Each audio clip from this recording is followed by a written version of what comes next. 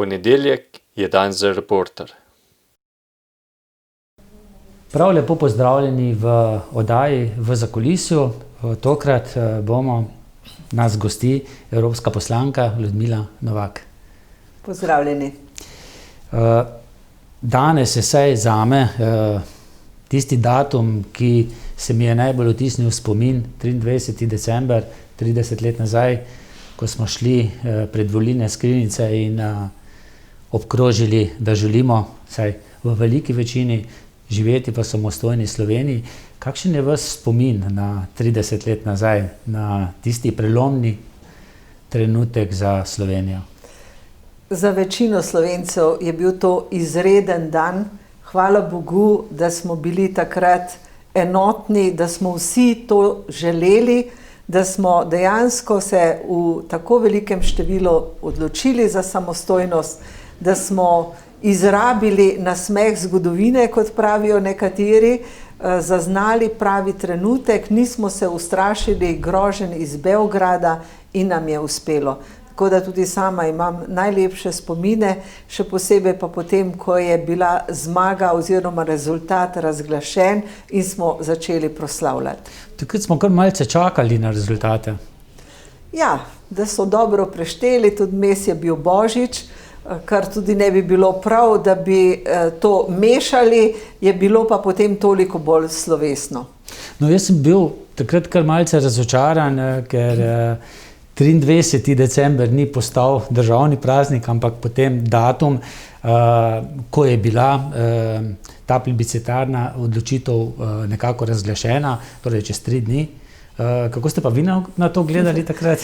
No, jaz pa mislim, da so takratni politiki vnaprej razmišljali, kako bomo državni praznik praznovali za cerkvenim praznikom in da se bo potem to dopolnjevalo oziroma bojo to skupni prazniki. Zato se mi zdi izbira tega datuma dobra. Seveda, glede na to, kakšna je bila volja ljudi, kako smo bili vsi v pričakovanju, je bilo bolj ali manj jasno, da je rezultat pozitiven. Tako da ni bilo tako težko čakati. Torej, niste bili nič na trnih, da bi se mogoče pa Slovenci, pa vsi tisti, ki so živeli takrat v Sloveniji, drugače odločili? No, večina je vendarle Slovencev, ki so želeli, da postanemo samostojna država, zato v to niti nisem dvomila. No, letošnji prazniki so zagotovo drugačni, kot so bili v preteklih letih. Kako gledate na ta čas pandemije, čas tega zelo nevarnega virusa COVID-19? Ja, to je poseben čas, za nekatere tudi zelo težek čas. Tukaj mislim tako na tiste, ki so imeli najhujšo obliko bolezni ali pa jo še prebolevajo, za njihove svojce, kot tudi za zdravstveno osebje, ki res moramo biti hvaležni za vse, kar delajo, kako skrbijo za ljudi, da gredo tudi preko svojih zmožnosti velikokrat. Težek čas je tudi za gospodarstvenike, ne za vse enako, še posebej naprimer turizem, ki je povsem onemogočen, za kulturo, ki je povsem zaprla svoja vrata, samo kar se dogaja preko medijev. Tako da nekatere panoge so pač bile bolj udarjene kot druge. Ljudje, ki so izgubili službe, zaposlitev, ne vedo kako in kaj naprej. Seveda država s svojimi ukrepi, zakoni, ki jih sprejema za pomoč, tukaj moramo reči, da ima velike zasluge za to Evropska unija, ki je takoj začela sprejemati ukrepe in smo za to namenili tudi precej sredstev. S tem nekako rešujemo ali pa pomagamo ljudem, da bi to krizo laže prebrodili in zdržali do trenutka, ko bomo vendarle lahko rekli, da je pandemija premagana, da smo koronavirus obvladali, da so ljudje cepljeni, da se nam ni treba več bati množičnega obolevanja. Tako da verjeti moramo, da bodo ti časi, jaz menim, da čez kakšne pol leta bomo lahko to rekli, sedaj nas pa še čaka veliko dela in težko obdobje. Verjetno še kar obdobje, ko bomo živeli v nekakšnem mehurčku.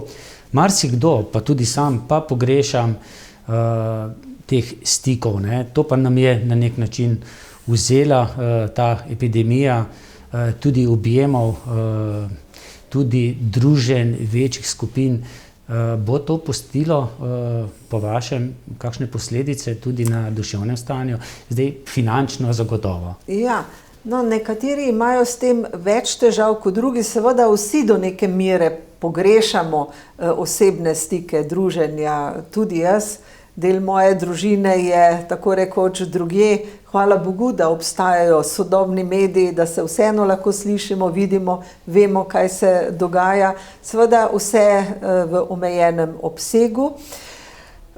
Nekateri pa to tudi težje doživljajo, še posebej starejši, če so sami, potem vemo za to, da jih varujejo, jih ne obiskujejo v tako velikem številu. Meni se zdi najbolj grozno, če tako rečem, to, da nekdo umira, pa je sam in ne morejo priti svojci se od njega posloviti. Tudi seveda za svojce je to izredno težko, ko vejo, da njihov bližnji odhaja, pa ne morejo biti zraven. To se mi zdi tista največja težava, največja prelomnica, ker gre za nek trenutek, ki se ne bo več ponovil. Ko se eno življenje končuje in ne moreš imeti ob sebi svojih bližnjih, ki jih imaš rad. No, zdaj so mi kar solze prišle, ko sem na to pomislila, čeprav sama, hvala Bogu, nimam osebne izkušnje, ampak prav uživela sem se v to vlogo svojcev ali pa umirajočih, ko je to njihovo zadnje dejanje, pa so pri tem sami. Mislim, da se tudi zdaj v tem času kažejo vse tiste posledice politike, slovenske politike, zadnjih, lahko rečemo, kar 20 let, ali pa so od osamosvojitve naprej, da se je premalo vlagalo tudi v starost, prebivalstvo se tako in tako stara, Slovenija pa sploh, v domove za starejše zelo malo se je zgradilo in tako, kot ste dejali, človek je kar dobi solze na oči, ko pomislim na vse tiste, ki sami umirajo, dobro, seveda v krogu tistih, ki skrbijo za njih, ampak to niso svojci, ne, v domovih za starejše. Ja, zadnjih nekaj let, zdaj sem številko točno pozabila, ampak mislim, da 11 ali 12 let praktično ni bilo zgrajenega nobenega doma iz državnih sredstev. Bile so prej podeljene koncesije, zasebniki so gradili domove, medtem ko država pa ni gradila domov. Res, da število starejših oseb se povečuje, ker se kot narod staramo, sicer je najlepše, če si lahko doma, če lahko doma zate nekdo skrbi, ali pa če je to neka manjša skupnost, neki manjši dom. Sedaj seveda vsi gledajo, kaj je ekonomično in so nastali zelo veliki domovi zaradi tega. Po drugi strani pa je v svetu trend, da so to manjše skupnosti, kjer pride ta človečnost bolj do izraza. Morali bi vsekakor iskati tudi druge možnosti, druge oblike, no nekaj možnosti je, da tudi kdo izmed svojcev ostane doma, pa skrbi za starostnika, pa ima za to zagotovljena določena finančna sredstva, ne? Ker menim, da je še vedno za vsakega človeka stres, ko mora iti od doma pa nekam drugam, pa stran od svojih bližnjev ali pa sploh nek drug kraj, daleč stran od ljudi, od kraja, v katerem je leta in leta živel. Tako da najbolje bi bilo, če bi bili ti domovi manjši, v večjih krajih, ali pa da bi življenje bilo tako organizirano, da bi čim dlje lahko ostali doma.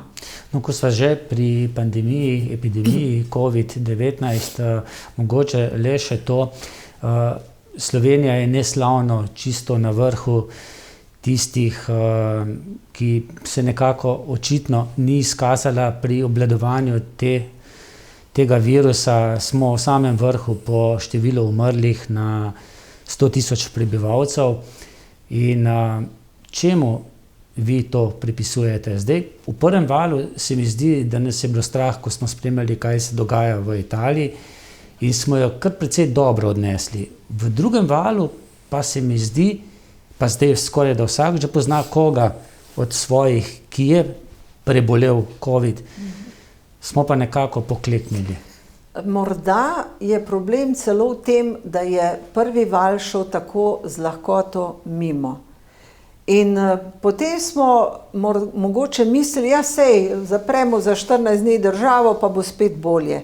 Očitno je bila to napačna računica, tako da v tem drugem valu se stvari so samo stopnjevale in še zdaj nismo obvladali te pandemije. Res je tudi drugje po Evropi. Mislim, da je bil zamujen čas tudi takrat med poletjem, ko pač ljudje želijo seveda iti na dopuste, vemo, kaj se je že na Hrvaškem dogajalo in smo predolgo čakali, preden smo zaprli mejo, morda bi to morali storiti naprej, ampak vedno so dvomi in vedno so ljudje nezadovoljni, če je tako narejeno, ni v redu, če je tako narejeno.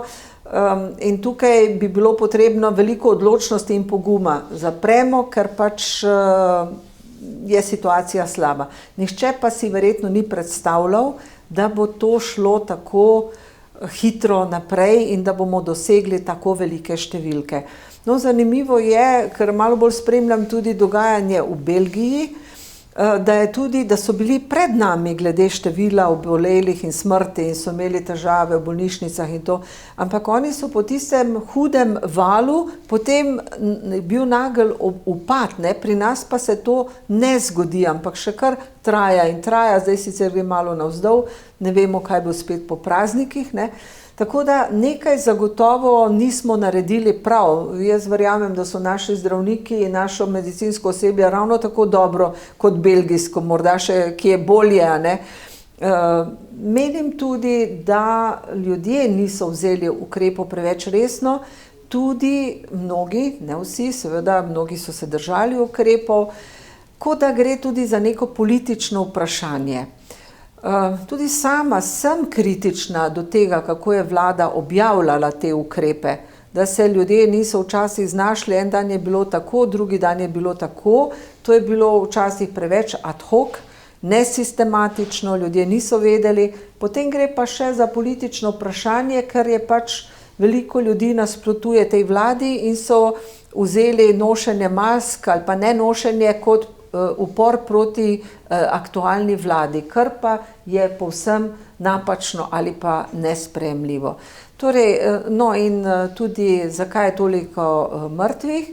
Vemo, da najbolj prizadene starejše ljudi, ki imajo več bolezni, vemo, da mi imamo staro prebivalstvo, veliko ljudi v domovih za ostarele zelo starih, ima vrsto bolezni in tudi zaradi tega je potem tako veliko število smrtnih primerov. Vas je kaj strah zdaj, ko se je v Združenem kraljestvu, v Veliki Britaniji pojavil nov sev tega koronavirusa, pa tudi v nekaterih drugih državah, da nam bodo vejeti ušle iz rok, čeprav pravijo, da to cepivo, ki je zdaj že odobreno, da pomaga tudi pri tem. No, pač to moramo verjeti, da bo cepivo pomagalo v vsakem primeru. Kolikor sem zasledovala te novice, se hitro širi, ni pa bolj nevaren od drugega prejšnjega virusa. Tako da pač situacija je takšna, kot je, naredimo, kar moremo, kar znamo, kar lahko. Pretirano pa se jaz kot posameznica ne bom s tem ukvarjala, jaz bom pač naredila, kar je v moji moči, zaradi tega pa si ne bom delala skrbi za jutri po nepotrebnem. Se boste cepili? Ja, bom se cepila, čeprav moram reči, da nikoli se še nisem cepila proti gripi, da se mi pač to zdi neka normalna bolezen, medtem ko ta bolezen pa ne gre samo zame, ampak gre tudi za druge ljudi, ki so morda še šibkejši in iz te odgovornosti do drugih je prav, če imamo na razpolago cepivo, da se seveda cepimo. V tistih prvih dneh tega prvega vala, ko smo se nekako šele spoznavali s koronavirusom, se mi zdi, čeprav ste prej pohvalili Evropsko unijo, da je bila takrat Evropska unija nekako sebična ali pa posamezne države sebične, da so najprej poskrbele vsaka zase za zaščitno opremo, ampak že kmalu je šlo to potem na tisto raven, kar tudi od Evropske unije pričakujemo. Verjetno bi bilo bistveno slabše tudi pri dobavi tega cepiva, če bi bila Slovenija osamljen otok. Ne? Vete, tukaj je Evropska unija naredila ogromno. V prvem trenutku pač nismo bili pripravljeni, zdravstvo je v rokah vsake države članice.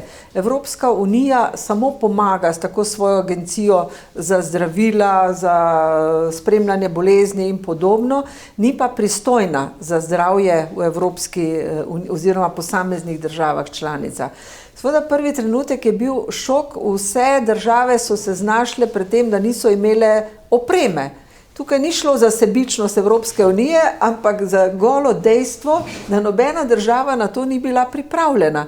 In še huje je bilo to, da znotraj Evropske unije ni bilo mogoče kupiti tega materijala, ki smo ga potrebovali, ampak je bilo vse treba kupiti bolj ali manj na Kitajskem in seveda tukaj je nastala tekma in konkurenca in tako naprej.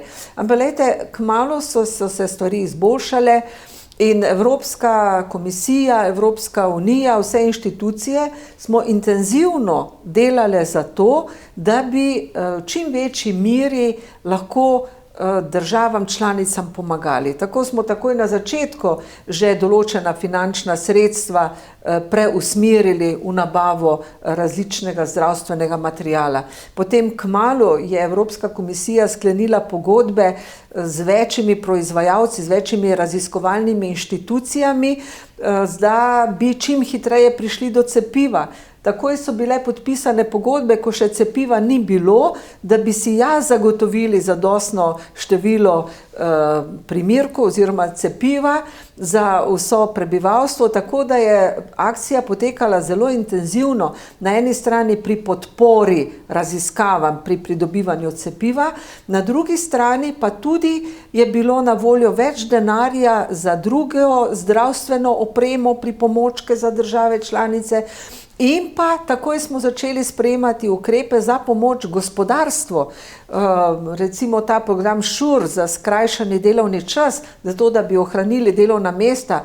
Skratka, menim, da je ta pandemija po tistem začetnem šoku celo bolj povezala Evropsko unijo in državljane in so dobili večje zaupanje v evropske inštitucije, ker smo videli, da si intenzivno prizadevajo pomagati in zagotoviti vse to, kar potrebujemo. Vsaka država kot posameznica, na primer Slovenija, bi imeli precej več dela in sitnosti in kako bi si zagotavljali ta dodaten denar in tako naprej, če ne bi bili člani Evropske unije. Menim, da se je tukaj spet pokazalo, kako dobro je, če si člen neke večje skupnosti, ki je bolj aktivna oziroma ima več moči, ker je pač močnejša. No, preden greva še na kakšno vsebinsko temo povezano z Evropsko unijo, kako pa ste, evropski poslanci, sploh delovali vse od marca naprej pa do danes?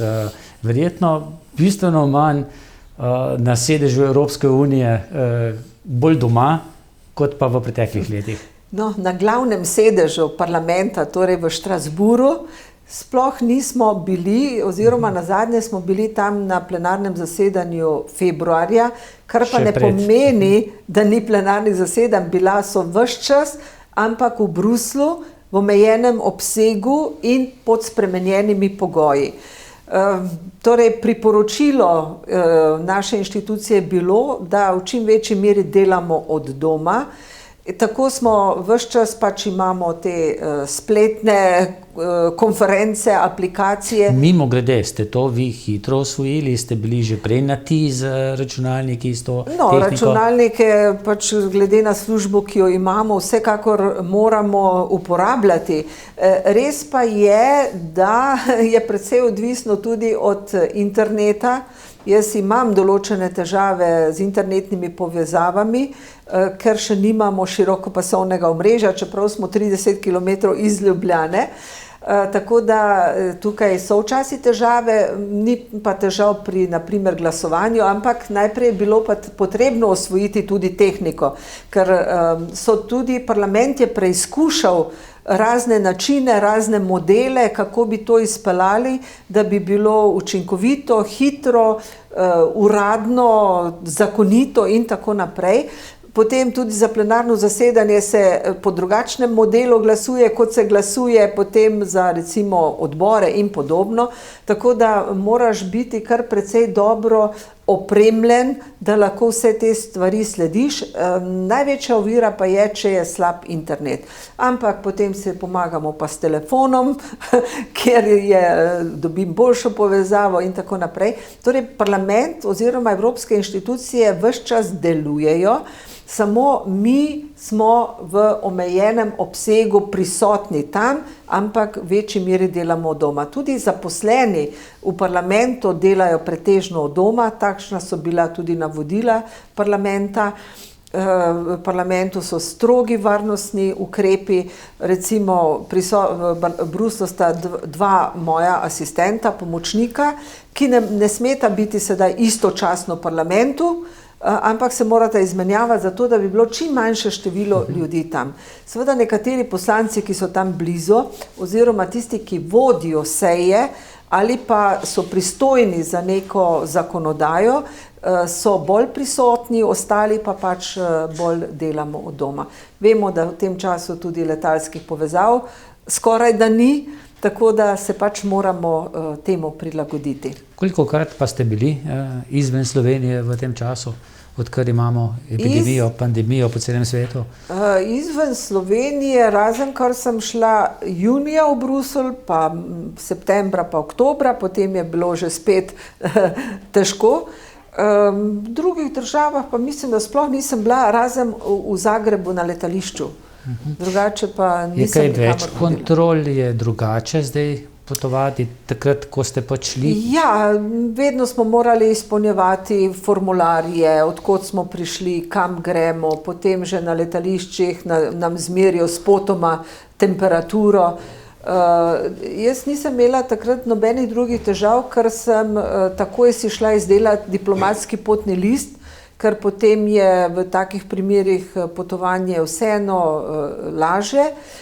Sicer pa sem upoštevala pač pravila, tako kot so nam naročili, tako kot je bilo treba, in pretežno sem pač delala od doma. Tudi preko Zoom aplikacij smo imeli veliko, od okroglih miz do srečevanj z državljani, z mladimi, različne konference, sestanke. Tako da preko teh aplikacij smo pa delali pretežno v Sloveniji, tudi razne sestanke imam preko Zooma mi je najlažje, najbolj deluje. V svoji pisarni, kjer smo tudi sedaj, tukaj v Ljubljani, nisem sprejemala obiskovalcev oziroma nisem imela sestankov, ampak bolj nadaljavo. Po telefonu. Ja, tudi tako. No, greva še malce na vsebino. Največ se je v zadnjih mesecih govorilo o evropskem proračunu, seveda večletni finančni okvir, pa tudi o vladavini prava.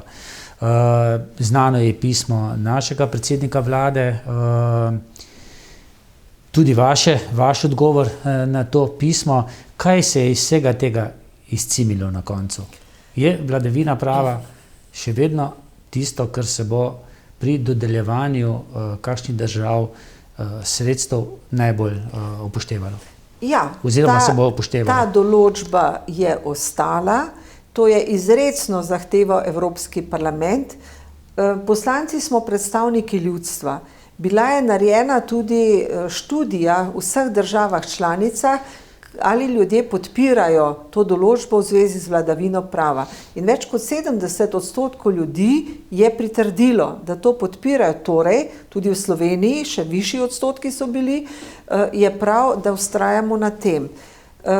Evropska unija temelji na vladavini prava. Kaj bi bilo, če bi vsaka država začela delati nekaj po svoje? Ko smo stopali v Evropsko unijo, smo morali tudi izpolnjevati pogoje, se držati zakonom, te prilagoditi našo zakonodajo evropske zakonodaji. Zakaj bi bilo sedaj drugače, ko smo člani? Na žalost je prišlo do tega ukrepa zaradi tega, ker se v določenih državah pojavlja čedalje več korupcije, tudi strani vladnih predstavnikov, potem neodvisnost sodstva je marsikje ogrožena, potem neodvisnost medijev, prav tako tudi umori novinarjev, onemogočenje dela novinarjev, kršenje človekovih pravic. Skratka, vse to, kar predstavlja evropsko demokracijo, je v nekaterih državah bilo močno kršeno. Tukaj sta bili posebej v ospredju še Poljska in Madžarska, ki sta v obravnavi po členu 7 Evropske pogodbe v zvezi s kršenjem vseh teh demokratičnih prvin, bi rekla. In zaradi tega sta seveda bili tudi sami najbolj sta nasprotovali temu v zvezi s spoštovanjem vladavine prava. In ste napovedovali veto, ne? Ja, zato sta vložili veto in ker pač vse države bi morale sprejeti, podpreti ta večletni finančni okvir, to ni bilo mogoče, ampak so potekali že pogovori, kako pravzaprav narediti, da bi vendarle denar čim prej prišel do držav. No, potem menim, da sta tudi ti dve državi to ugotovili, zato sta potem lažje pristali tudi na kompromis. Seveda je prav, da se ta določba ne zlorablja, da se opozicija v neki državi ne spomni, ja, zdaj pa je kršena vladavina prava in zaradi tega zdaj država ne bo dobila denarja. Zato je prav, da je pač to šlo na višjo inštitucijo, ki o tem odloča, torej da na koncu sodišče odloča, ali res v neki tako veliki meri so kršene vse te stvari. No, in tako je prav, da je to ostalo not. Kdo ima to največ zaslug? To naš predsednik Janez Janša ali mogoče nemška kanclerka Angela Merkel? Največ zaslug za to, da je to pravilo vključeno, ima Evropski parlament, ki je na tem vztrajal. Ker pa na koncu torej je prišlo do veta strani dveh držav, se je morala z njimi pogajati nemška kanclerka Merklova, ker vemo, da Nemčija trenutno predseduje Evropski uniji, zato je bila ona za to pristojna. In kot dolgoletna političarka, ki je uspešno rešila že kakšen problem tudi v Evropi, se je pač diplomatsko lotila te zadeve in bila tudi uspešna in je prišlo do tega sporazuma. Prav je, da denar države čim prej dobijo. Gre pa za velika sredstva, ne? Velika sredstva, ki so, vemo, da ima ta večletni finančni okvir tudi svojega dvojčka v skladu za okrevanje, ki znaša 750 milijard evrov, na drugi 1724 milijard za večletni finančni okvir, torej skupaj preko 1800 milijard denarja. Tukaj gre za nepovratna sredstva, ki jih vplačajo v veliki meri neto plačnice, na drugi strani imamo za ugodne kredite, posojila, potem tudi določilo, da bo Evropska unija tudi določene davke vzpostavila, da bo imela tudi lastna finančna sredstva in tako naprej. Skratka, pogajanja v tem večletnem finančnem okviru niso bila enostavna, nikoli niso enostavna. Letos v tej zapleteni situaciji pa so bila še toliko bolj zahtevna. Tako so se najprej julija sestali voditelji držav, članic, ki so o tem razpravljali, dosegli nek dogovor, potem parlament, ki je imel svoje zahteve, mi smo zahtevali dodaten denar več za raziskave, za izobraževanje, za zdravstvo, hkrati pa tudi to spoštovanje vladavine prava. In na koncu je to predvsem Evropska ljudska stranka ali tudi druge grupacije?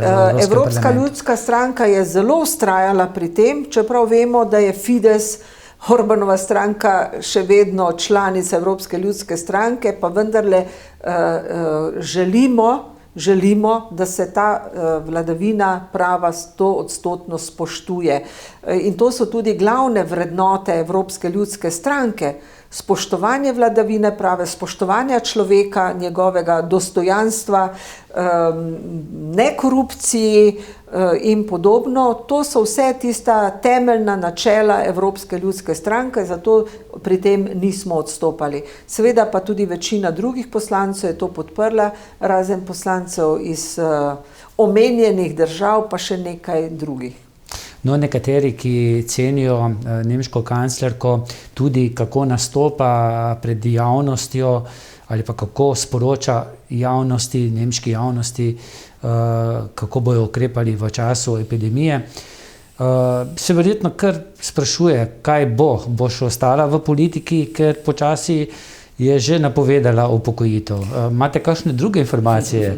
Jo bo politika nekako ali pa stanje, v kakršnem smo, nagovorilo, da bo še ostala? No, Angela Merkel je res najmočnejša političarka v Evropi, tudi v svetu ima izredno pomembno vlogo. Zato jo bomo seveda pogrešali in jo Evropa bo pogrešala, kajti težko, trenutno ne vidim nekoga, ki bi lahko stopil v njene čevlje. Tako močno vlogo je odigrala. Seveda, če je država uspešna, če je njeno gospodarstvo najmočnejše, potem je to v neki meri tudi zasluga voditeljev, politikov, ki to državo vodijo. Ampak Angela Merkel, vemo, da je kot predsednica stranke ni zaupala oziroma odstopila, ni več kandidirala za to funkcijo. Tukaj še vedno niso našli pravega človeka, ki bi jo nadomestil, kajti dosedanja predsednica je tudi sama že odstopila in se ni najbolje znašla in težko bo kdo stopil v njene čevlje. Tako da pravega kandidata še iščejo. Torej, sama je napovedala umik, da bo vodila nemško vlado do konca mandata, potem se umika.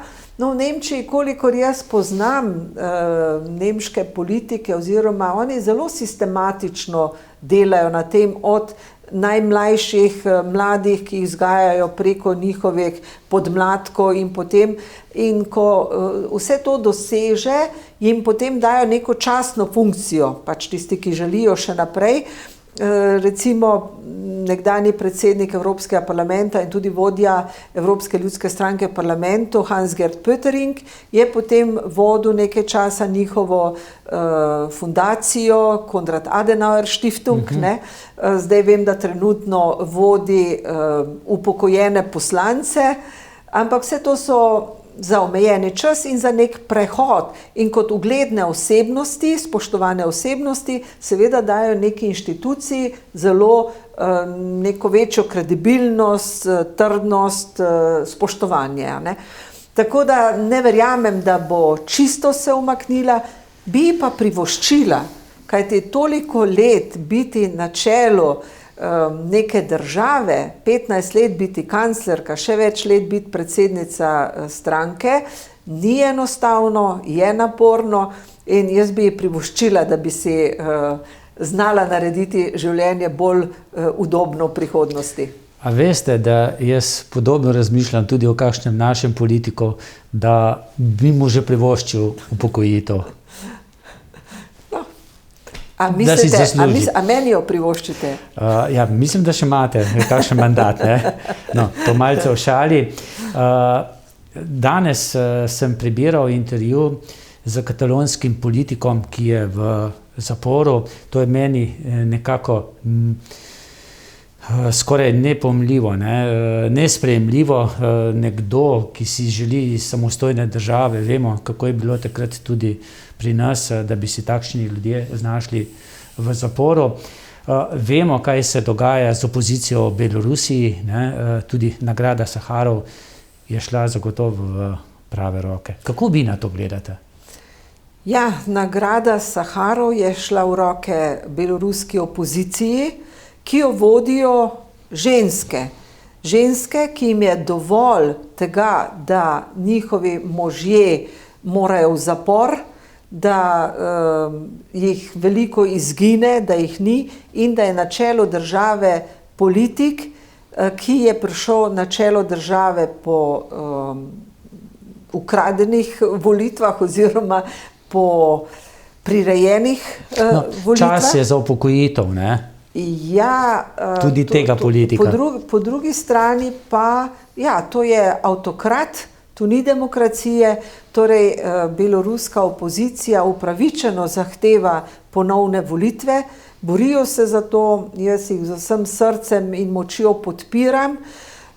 Tudi Evropski parlament je kar nekaj resolucij na to temo sprejel nazadnje oktobra in ta nagrada Saharov je kot neko zunanje priznanje opoziciji, tudi neka finančna podpora, ki pa ni tako velika, in hkrati seveda obljuba, da jih bomo pri tem podpirali tudi v bodoče pri njihovih pri njihovih prizadevanjih za bolj demokratično Belorusijo.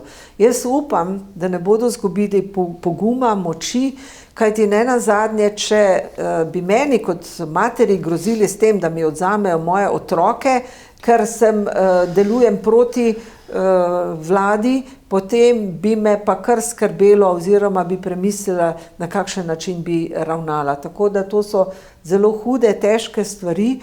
Seveda, ker ima Lukašenko tudi podporo v ruskem predsedniku, ki mora ščititi belorusko vlado zato, da se tudi njemu ne bi kaj podobnega zgodilo doma, ne. Skratka, Evropa je napovedala določene ukrepe, parlament je zahteval tudi, da gre delegacije tja, da se pogovori tako z vlado, ki je sicer ne priznava, kot tudi z opozicijo. Jaz sem v tej svoji pisarni sprejela tudi belorusko diasporo, torej Beloruse, ki živijo v Sloveniji, ki so mi pripovedovali o grozljivih stvareh, ki so se zgodile njihovim sorodnikom doma.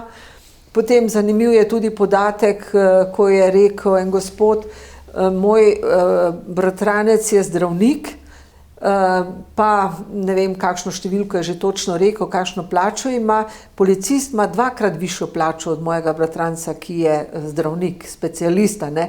To se pravi, da vlada zelo dobro plačuje policijo, vojsko za to, da potem izvaja to nasilje nad ljudmi. To je pa nesprejemljivo. In nažalost Belorusija je tudi evropska država in se take stvari ne bi smele dogajati. Zato upam, da jim bo uspelo, da bodo vztrajali in da bo tudi mednarodna skupnost na njihovi strani. Omenil sem tudi Katalonijo, Španijo. Španija je del Evropske unije in tudi meni je tudi to malce nerazumljivo, da se lahko nek politik, ki želi imeti samostojno državo, znajde v zaporu ali pa določeni politiki tudi v izgnanstvu oziroma samoizgnanstvu, da ne bi bili zaprti. Je mogoče tu Evropska unija premalo aktivna, da do tega ne bi prihajalo? Sej Katalonci so nekako razdeljeni, ne moremo reči, da so tako enotni kot takrat pred 30 leti Slovenci, ne? Oni so tako bolj na polovico, ne? Ja. Ampak vseeno. Ja, čeprav situacija tam je drugačna, kot je bila takrat pri nas. Mi smo sprejeli zakonodajo, ustavo in ne vem kaj še vse, da smo prišli po zakoniti poti do te odločitve. Problem v Španiji je ta, da pač oni imajo ustavo, ki govori o enovitosti Španije in tega ne predvideva. Bi jim pa seveda privoščila, ker se že toliko let prizadevajo, da bi to samostojnost dosegli. Evropska unija pa se ne more vmešavati v notranje zadeve neke države. Torej, to ni v pristojnosti Evropske unije. In tukaj bi lahko prišlo tudi do razkroja Evropske unije, kajti ene države podpirajo Španijo, ker imajo same podobne probleme do neke mere in manjšine, druge države bi podpirale Katalonce in tukaj bi bila celotna Evropska unija lahko ogrožena. Se pa strinjam, da nekdo, ki si želi samostojnost, da je zaradi tega zaprt, pa je žalostna. Dolgoletne kazni, tudi 12 let. Ja, to je žalostna zgodba, ampak tukaj smo mi nemočni. Bi pa si želela, da bi se torej Španija kot država, španska vlada oziroma ljudstvo in pa Katalonci sporazumeli za neko večjo samostojnost, neko večjo, imajo določeno seveda samostojnost, ki pa jim to ne zadošča. Tako da potreben je pogovor. Na silo pa seveda se to ne da, da bi Evropska unija podpirala neko nasilje, oziroma mi lahko samo sprejemamo ali pa povemo, da nasilje ni sprejemljivo, da se je treba pogovarjati in s pogovori priti do neke odločitve. No, najbolj vplivna Slovenka v zadnjih 4 letih je bila po vsej verjetnosti prva dama ZDA, Melania Trump, ki bo počasi zapustila Belo hišo. Ste že čestitali novemu predsedniku Bidenu, ki se je mimogrede že tudi cepil, ne? Ja, preko Twitterja sem takoj mu čestitala za zmago, ker je bilo pač to jasno, ni bilo dvoma, kljub napovedanim tožbam. Tukaj pač veliki politiki morajo znati priznati tudi poraz. In porazi v demokratični državi, to so nekaj najbolj normalnega in je prav, če nekdo ni dobil ponovno zaupanja ljudi, pač mora oditi. In s tem se je treba sprijazniti in častno oditi, tako da to preigravanje in vse to ni ravno največjo čast odhajajočemu predsedniku. No, gotovo smo Slovenci lahko ponosni, da smo imeli prvo damo ZDA, da se je na ta način slišal tudi slovenski jezik v Beli hiši, bodisi v pogovoru s starši. Jaz upam, da tudi sin zna kaj slovensko, ne? Menda zna. Menda, hvala Bogu, lepo to. Jaz kot mama bi si vsekakor želela, da bi moji otroci znali materinščino, seveda moji jo znajo, ne? Ampak če bi bila nekje v tujini, bi skrbela za to. Tako da, ampak mislim, da sicer bi lahko Slovenija imela kakšno zamiro, da morda ni prišlo do uradnega obiska ali pa da ni namenila več pozornosti Sloveniji. Res pa je, da takoj na začetku se je našlo tudi nekaj nepridipravov, ki so jo takoj oblatili v ameriških medijih, kar pa se mi ne zdi prav. Tukaj moram reči, da jaz vedno privoščim ljudem, ki so uspeli, in če so to naši rojaki, še toliko bolj. In v tem primeru so pač bile različne kritike, različne situacije, kar pa potem ni bilo najbolje. Se strinjate z mano, pa tudi z kar veliko večino, da so prsti predsednika vlade včasih pa malce prehitri? Saj v tem primeru, ko se je šlo za čestitko poraženemu, ne? Se je potem pokazalo poraženemu, ne? Ja, res na ameriških volitvah. Res je, da je zmagala stranka na volitvah, ni pa zmagal predsednik. Zato je šlo predvsem, ne? Ja, tukaj pač bi bilo prav, da bi tudi predsednik vlade priznal svojo zmoto, bi bilo zanj veliko bolje. Vsi se zmotimo in če napako priznamo, nam je pol odpuščeno. Star slovenski pregovor, ne? Tako. Ja. Se pogosto vozite z vlakom? Včasih sem Leto železnice menda, ne? Prihodnje leto bo leto železnic. Bomo imeli zgrajen drugi tir ali ne? Mislim, zgrajenega zagotovo ne, ga bomo začeli graditi. Dolga leta nekaj pripravljalna dela potekajo. Jaz upam, da bomo ta drugi tir dočakali. No, zakaj je leto železnic? Vemo, da so železnice tiste, ki lahko prepeljejo največ tovora ljudi z najmanjšimi izpusti plinov. Če tako rečem, to se pravi nekako najbolj čisti način transporta, prevoza. Seveda ne take železnice, ko jih imamo še v Sloveniji, čeprav sedaj se vlaga več v železnice in na nekaterih odsekih se obnavljajo deli, tudi neke nove lokomotive, vagoni se kupujejo. Hvala Bogu. Kajti jaz sem v času, ko sem bila študentka, pa potem, ko še nisem bila poročena, sem veliko potovala z vlakom iz Ljubljane v Maribor in seveda obratno tudi do Višnje Gore, kjer sem bila v službi. Seveda takrat so bili že vlaki že precej slabem stanju in ko sem precej let kasneje, ko sem bila prvič evropska poslanka, sem pa šla na filmski festival v Benetke in sem šla ponovno z vlakom in sem se zgrozila, da so ti vlaki še isti, enaki, kot so bili pred mojih študentskih časih in da to gre še vedno tako počasi, tako da je logično, da potem ljudje manj uporabljajo takšen neudoben prevoz oziroma da izgubijo s tem veliko časa. No in Evropska unija s svojim zelenim dogovorom spodbuja, da bi šlo čim več prometa na železnice, seveda zato je potrebna posodobljena nova infrastruktura. Želimo tudi, da bi bila vsa evropska mesta, vse prestolnice povezane s hitrimi vlaki.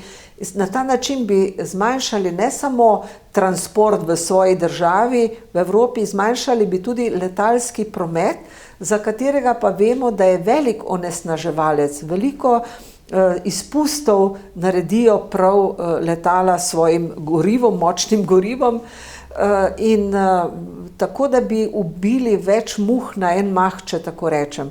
V Sloveniji vemo, ker smo tranzitna država, koliko tovornjakov, šleparjev gre dnevno iz Luke Koper proti vzhodu ali pa proti severu in zato bi bilo nujno, da bi čim več tega tovora spravili na železnice. Zato pa seveda potrebujemo primerno opremo, če tako rečem. Infrastrukturo, to pa je vaš minister zadolžen, ne? Ja, tako Vrtovec.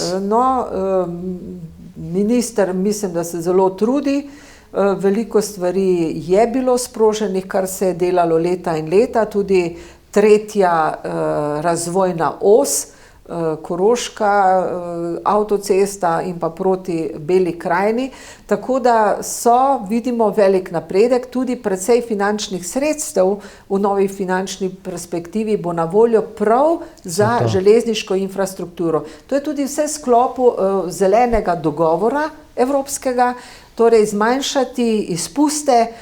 Želimo, da bi do leta 2050 postali brezogljična družba. Vemo, da nam grozijo podnebne spremembe, da moramo uresničevati tudi cilje Pariške podnebne konference, da tukaj zaostajamo. Skratka, ta prehod oziroma to leto železnic, ki jo bomo razglasili oziroma je razglašeno za leto 2021, ima prav namen seznanjati ljudi s tem o potrebnosti uporabe železnic, o pomembnosti, da je to zelo dobro prevozno sredstvo za vsestransko uporabo, če tako rečem. Jaz verjamem, da nam v evropskih državah ne zavidajo železnic, zavidajo nam pa to, da imamo res, da lahko vodo pijemo iz pip, praktično, da v vsakem gozdu najdemo kakšen izvirček in se lahko do dobra napijemo in svežimo. Ja, hvala Bogu, imamo, ne v vseh občinah, ne povsod, vemo, da ponekod se ljudje za to še borijo, celo vodovodov še nimajo nekje v Suhi krajini. Kaj pa problematika Anhove, ne? Če pa gledamo generalno, vemo, da je Slovenija bogata z vodo. Včasih je pa vprašanje, ali znam z njo prav gospodariti, včasih je imamo preveč, včasih je imamo premalo. Tako da tiste države, na primer Ciper, ki tudi celo leto nima padavin, pa mora razsoljevati morsko vodo, da ima vodo, bi veliko bolj cenil to, kar imamo v Sloveniji. Torej imamo še veliko za narediti. No in na zadnjem plenarnem zasedanju smo sprejeli tudi direktivo o pitni vodi, ki nalaga državam članicam obveznost, da morajo 2 leti po objavi te direktive zagotavljati zdravo pitno vodo v vseh javnih zgradbah za vso prebivalstvo, za ranljive skupine so posebno izpostavljene. No, zakaj? Torej, pitna voda iz pipe, ker je to tekoča voda, seveda, če je prej tudi poslana v pipe zdrava voda, je veliko bolj zdrava za pitje, kot pa ustekleničena voda, hkrati pa bi s tem tudi zmanjšali embalažo. Vemo, da so plastenke veliki onesnaževalci naših oceanov, ne? Naših oceanov, na koncu se tam znajdejo in s tem bi zmanjšali količino teh plastenk in pa pitna voda iz pipe je že to leta in leta. Jaz pijem s plastenke vodo samo, če grem na pot ali pa da je nujno.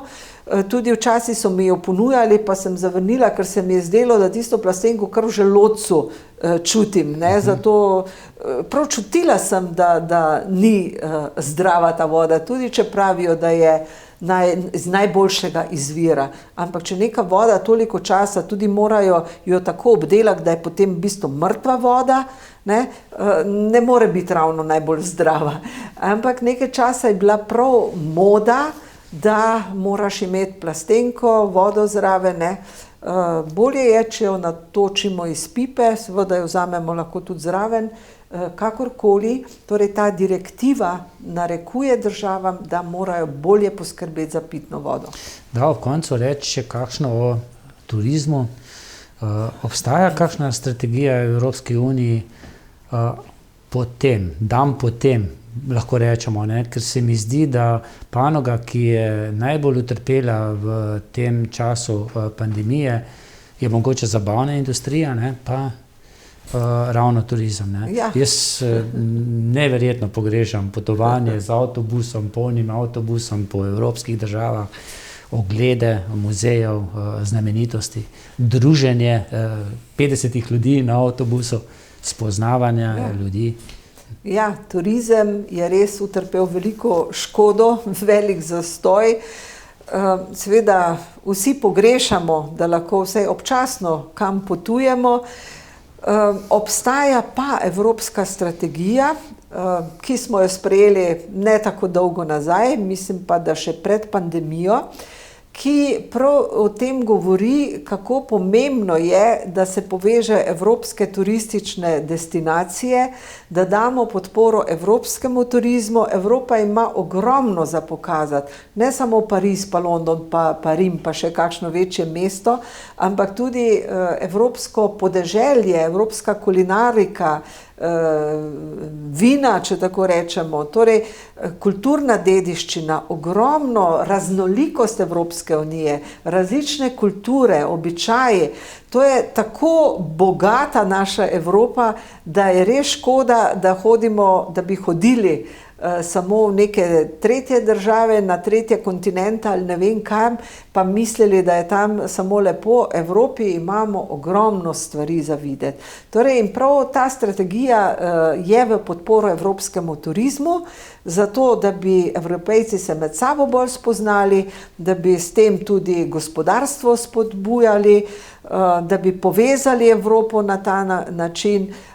Jaz upam, da bomo to strategijo lahko spet uresničevali, ko bo konec te pandemije.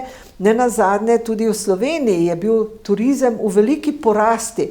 Naenkrat smo bili na novo odkrita turistična destinacija, našo kulinariko so odkrivali, zvezdice smo dobivali, Michelinove. In ne boste verjeli, zdaj, ko smo bili zaprti, ko smo že kar nekaj časa zaprti na meje občin, kar nekaj mesecev smo bili v obeh teh valih, so ljudje spoznali tudi svojo občino. Ja.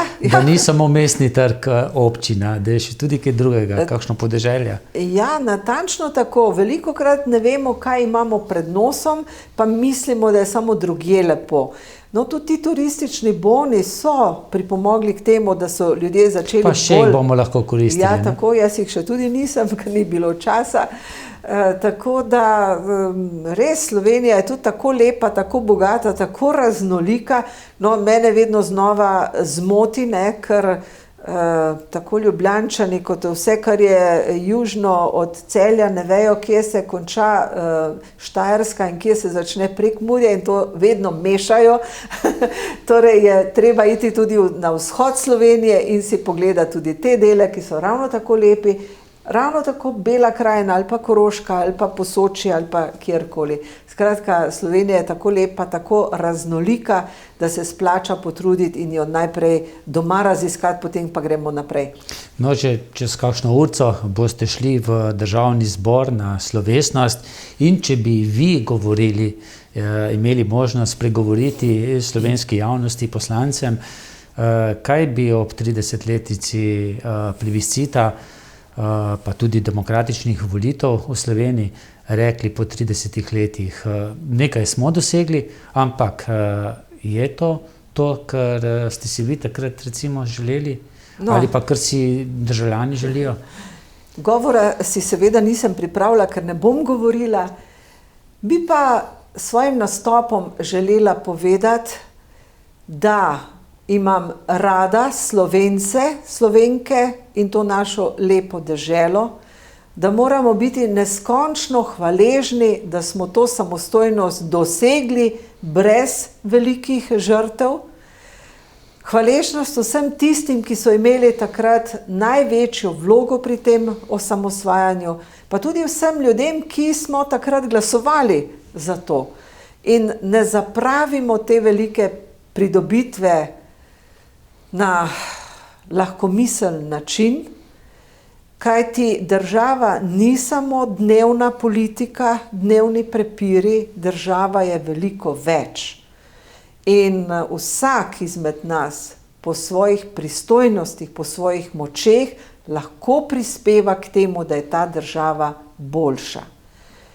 Seveda smo tudi družbeno odgovorni in zaman je tarnati nad vsakič aktualno vlado, česa ni naredila, kaj bi morala, če tudi sami nismo delček k temu prispevali, bodi si vsaj tako, da smo šli na volitve, da smo premišljeno odločali na volitvah, da nas skrbi za domovino, da se želimo tudi sami angažirati tako ali drugače, bodi si v politiki, bodi si sicer v družbenem življenju, bodi si v novinarstvu, vsak izmed nas ima določeno poslanstvo.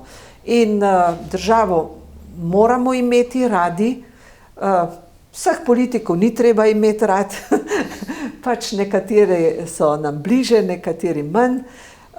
Jaz bi vsekakor spodbudila ljudi k sodelovanju, k temu naši skupni odgovornosti, k pametnim odločitvam, k temu, da je od nas odvisna tudi naša prihodnost, naša država in vsi si želimo, da bi nam bilo dobro in še lepše. Ker niste poslanka Državnega zbora, vas ne bomo vprašal, ali bo vlada padla ali ne bo padla, ali bodo predčasne volitve ali ne bodo predčasne volitve, ali bo nova vlada ali ne bo nova vlada, ker to odločajo poslanci v Državnem zboru.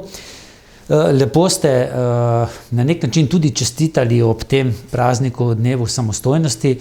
Ja, verjetno je prav, da kakšno lepo besedo državljanom rečete tudi ob Božiču, ne? Tamle vidim, imate zelo lepe jasli, ne? Ja, to mi je podaril eden naš član, senior Jože Ročno delo? To je ročno delo, mislim, da nekje tam iz Kočevskega prihaja. Seveda jaslice bomo postavili, Božič bo, sicer kroži šala, da bo mogoče moral iti Jezus v karanteno, pa bomo ga malo prestavili. Tako da praznovali bomo. Jaz sem se odločila, da bodo tudi letos prazniki lepi, ne glede na vse zunanje zadeve. Naredila bom tako kot običajno, pospravila hišo, spekla potico, postavili bomo jaslice, blagoslovili hišo in dom in okrog, zmolili ob jaslicah, sedli k večerju, potem pa glede obredov v cerkvi smo omejeni, ampak smo zdaj že navajeni, da so tudi drugačne možnosti, tudi preko medijev imamo to možnost. Tako da zame Božič bo. Predvsem pa menim, da se moramo zavedati, da vseeno živimo v okoliščinah v državi, kjer je ogromno dobrega, lepega, pozitivnega, da mi še vseeno kljub pandemiji živimo neprimerno bolje kot 3/4 sveta ali pa 3/4 ljudi. da premalo opazimo vse tisto, kar je dobro, kar je lepo. Zato jaz želim, da bi ta luč, ki prihaja, osvetlila nas, naš dom, da bi bolje videli dobro okrog nas, prepoznali dobre ljudi, pa tudi sami znali delati dobro. Od leta 2021 pa verjetno pričakujete to, kar vsi, da se končno znebimo ali pa da ga vsaj premagamo, ta virus, ne? Ja, torej cepivo je odobreno v Evropi, kmalu bo na razpolago. Jaz upam, da se bomo tudi dobro organizirali, da bo čim več ljudi v najkrajšem možnem času cepljenih, da bomo nekje do poletja vendarle lahko obvladali to pandemijo. In svobodno zadihali. In svobodno zadihali, spet se objeli prijateljsko in tudi drugače, navezovali nova prijateljstva, nove stike. Tukaj mislim, da so mladi še najbolj prizadeti, ker si želijo družbe. Ko se jaz spomnim na študentske čase, pa da je zdaj moje dekle v neki drugi občini, hudo, ne? Ja, no, res pa je, da tudi moj fant je bil v vojski, pa ga nisem videla vsak dan. Potem sem jaz bila na drugem koncu Slovenije v službi, pa niti telefonov nismo imeli, pa smo čakali priložnosti iz telefonske govorilnice na pošti in podobno. Če je ljubezen, se da. Ja, malo je treba potrpeti, včasih pa to hrepenenje celo ljubezen utrdi. Ko po nečem hrepenimo, ko ni vse tako lahko dosegljivo, se lahko tudi krepi, če je prava. Če pa je taka, da daleč od oči, daleč od srca, potem pa ne vem, če je čisto prava. Gospa poslanka, hvala za vse, kar ste povedali. Lepo praznovanje vam želim, pa da se izpolnijo tudi vam vse želje, ali pa vsaj večino želj v letu 2021. Hvala za dobre želje. Jaz pa ne bom rekla, da si želim, da se mi izpolnijo vse želje, ker velikokrat sem se že Bogu zahvalila za to, da se mi kakšna želja ni izpolnila.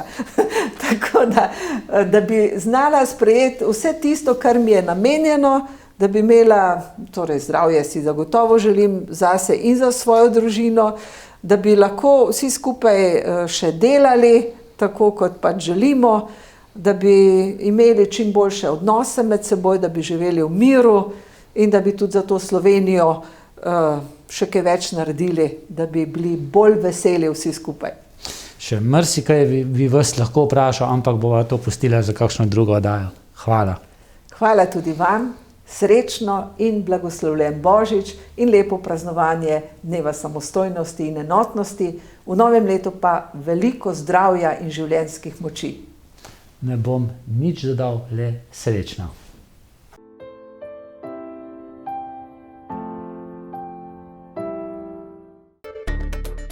Če ste ljubitelj športa in rekreacije, obiščite trgovino lopari.si v Trbovljah. To je trgovina za vse športne okuse.